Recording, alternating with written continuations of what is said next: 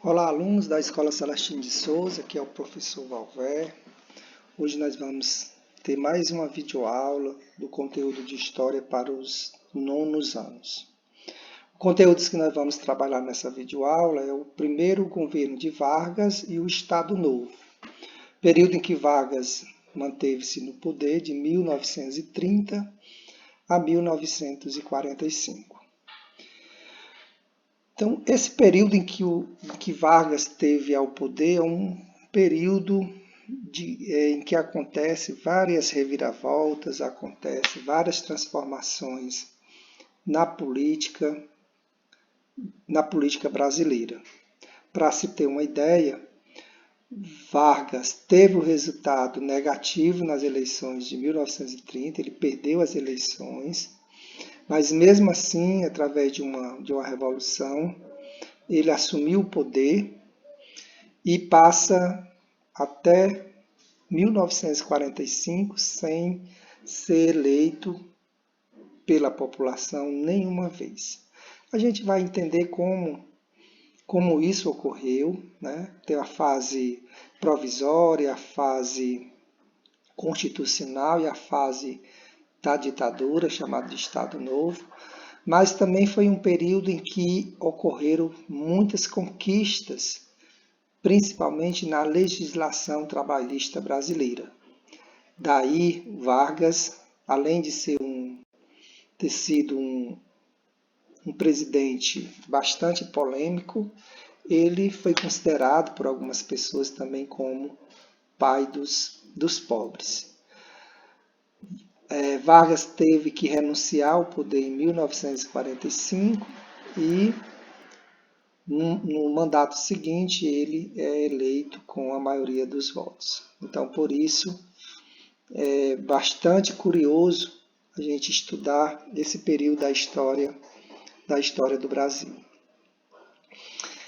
Então, no final da década de 1920, o Brasil sofria com a crise da queda da Bolsa de Valores de Nova York, né, pelo qual o Brasil teve a sua economia afetada, principalmente porque os Estados Unidos era o principal comprador do café brasileiro.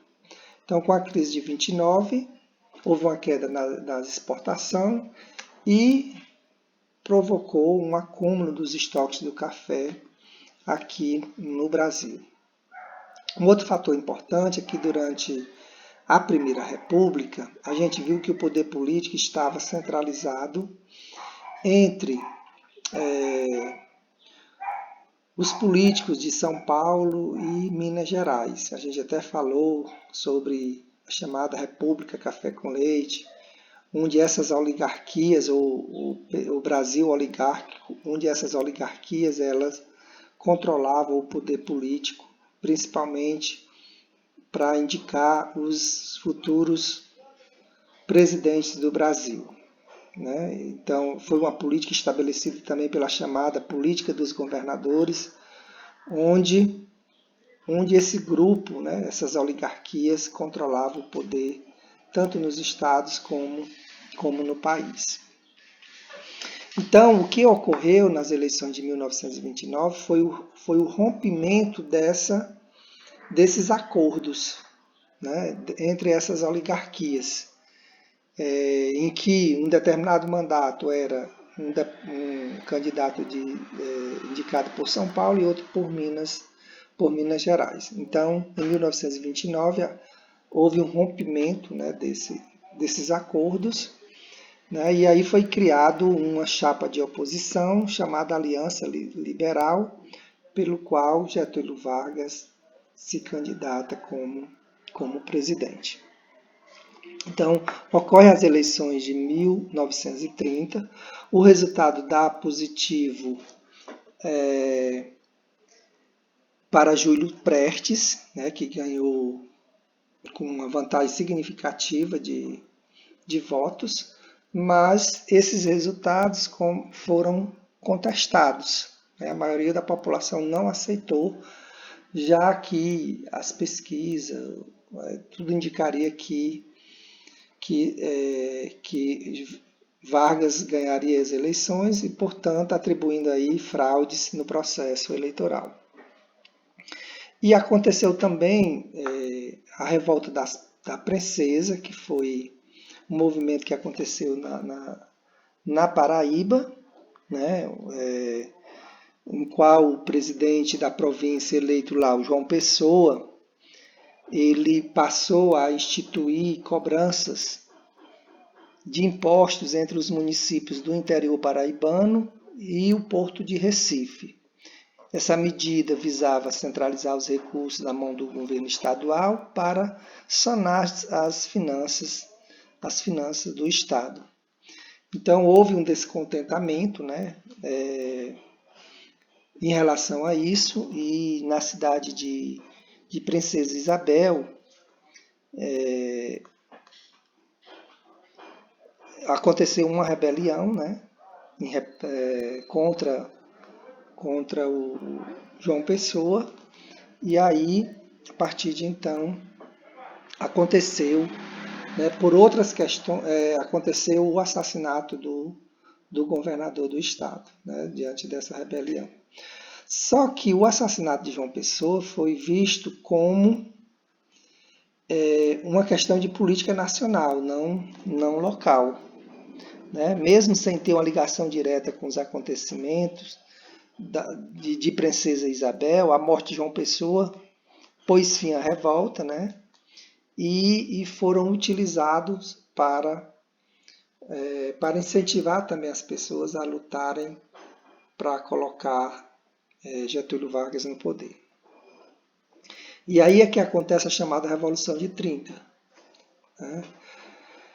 Como eu disse, apesar do assassinato de João Pessoa ter sido motivado por questões pessoais, provocou comoção e manifestações de repúdio que se transformaram em mobilizações sociais em diversas partes do país.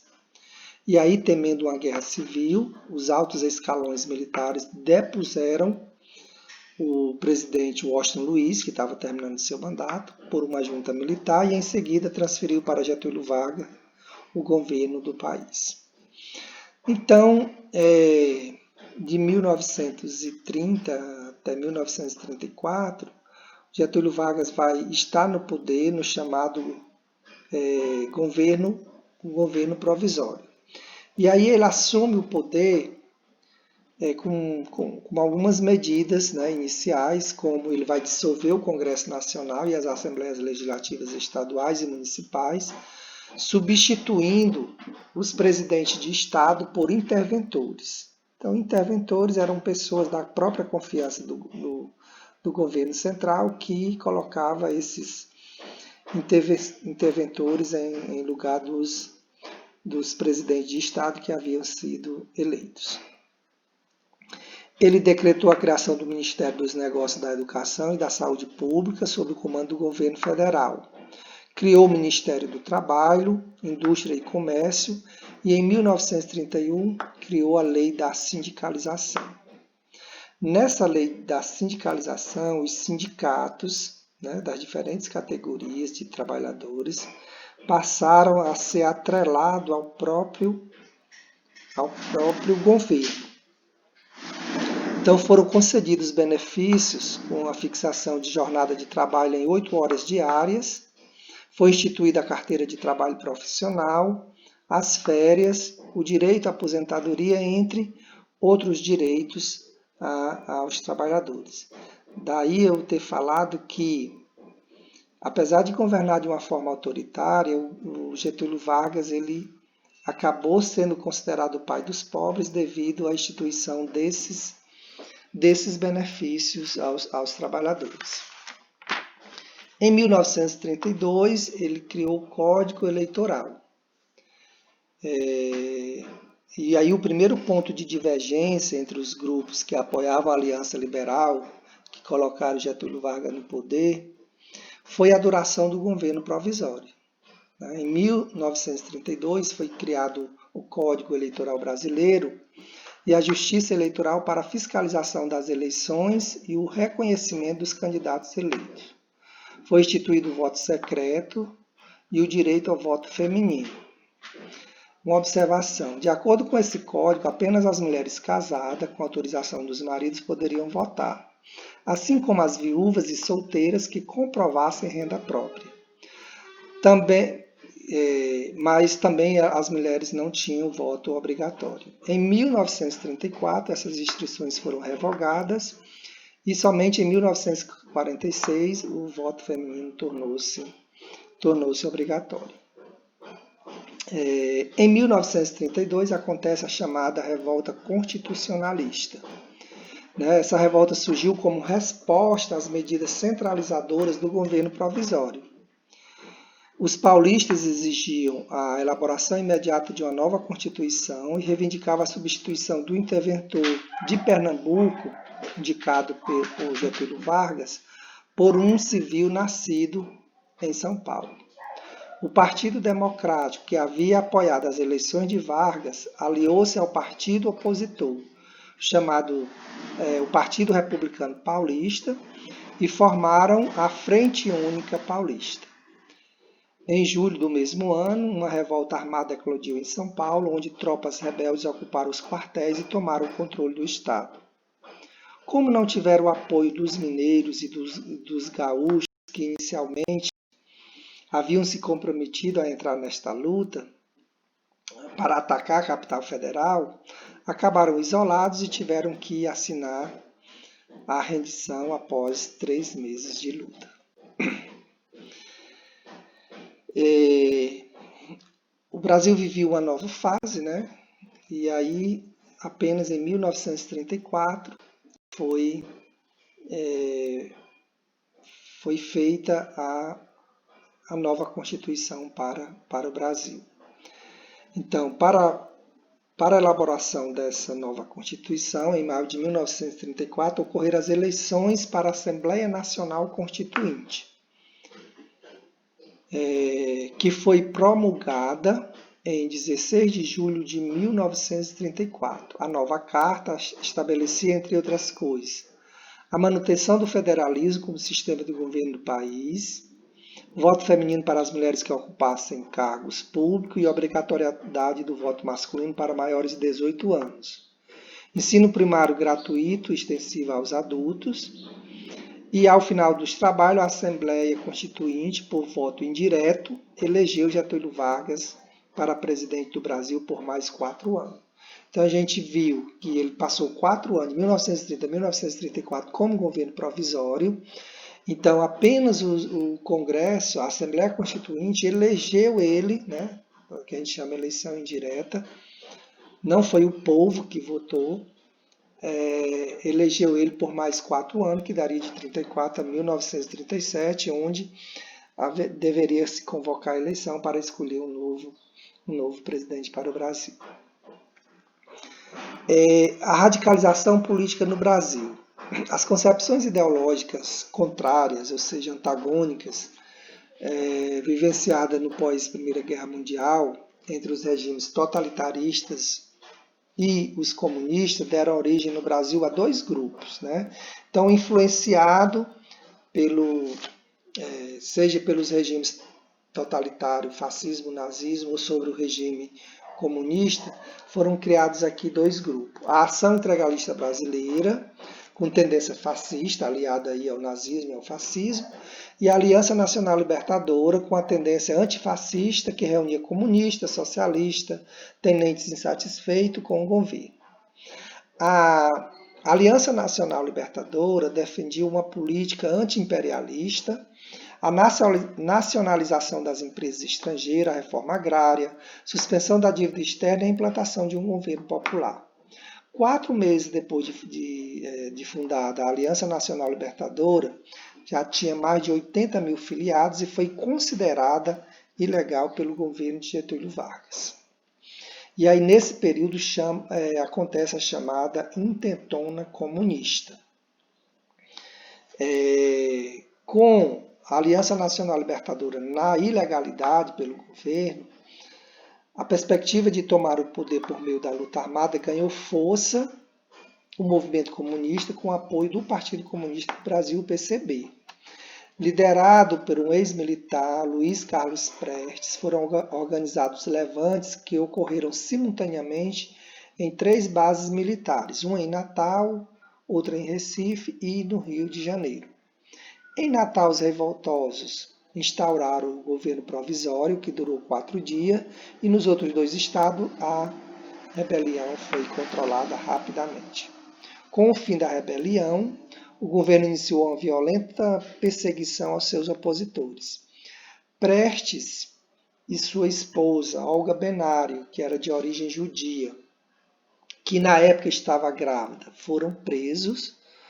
Olga foi deportada para a Alemanha e onde, depois do nascimento de sua filha, ela foi executada nos campos de extermínio em 1942.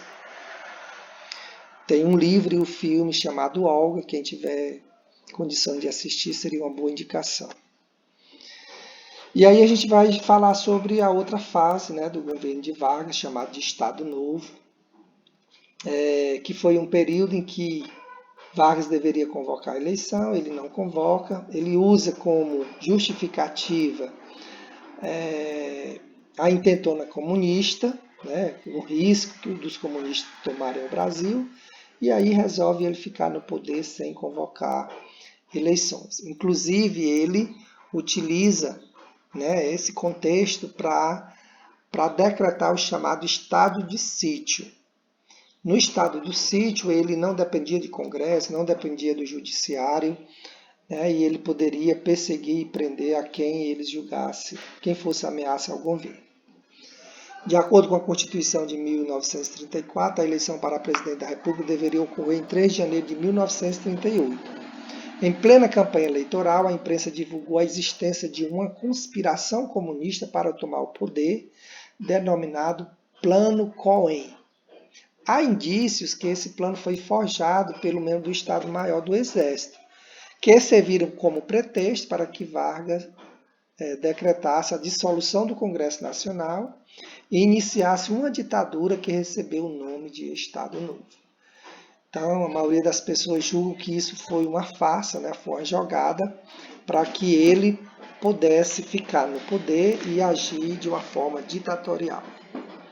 O Estado Novo caracterizou-se pela centralização política e econômica do governo federal, com a nomeação de interventores aliados ao regime. Então, ele não somente fechou o Congresso, o Senado, como também colocava interventores que fosse seu aliado. O desenvolvimento econômico. Vargas, apesar de assumir uma postura de ditador nesse período, ele faz investimentos na industrialização e na exploração das riquezas minerais no Brasil. Criou o Conselho Nacional do Petróleo, além da Companhia Siderúrgica Nacional, a CSN, e a mineradora Companhia Vale do Rio Doce. Outras medidas determinadas pelo governo foi o controle do Estado sobre a produção e o comércio de gêneros alimentícios, principalmente o café, criando vários órgãos como o Instituto Nacional do Mate, o Instituto Nacional do Sal e o Instituto Nacional do Pinho. Isso entre 38 e 41. As leis trabalhistas, né? O ACLT, a Consolidação das Leis Trabalhistas, foi um aspecto importante no governo de Vargas, principalmente para dar garantia aí aos trabalhadores, principalmente os trabalhadores urbanos daquele período. Entre outros direitos, foram garantidas as férias remuneradas, a fixação de um salário mínimo nacional, jornada de trabalho de 8 horas diárias, licença maternidade e proibição do trabalho para menores de 14 anos. Com a consolidação das leis do trabalho, Vargas ganhou popularidade entre os trabalhadores, apesar de anular pouco a pouco os canais de expressão e mobilização dos trabalhadores.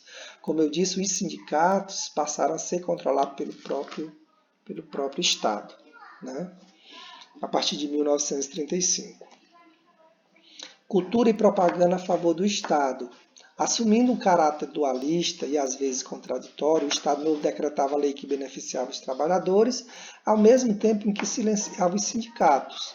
Isso ocorreu também no terreno das artes e da cultura no período.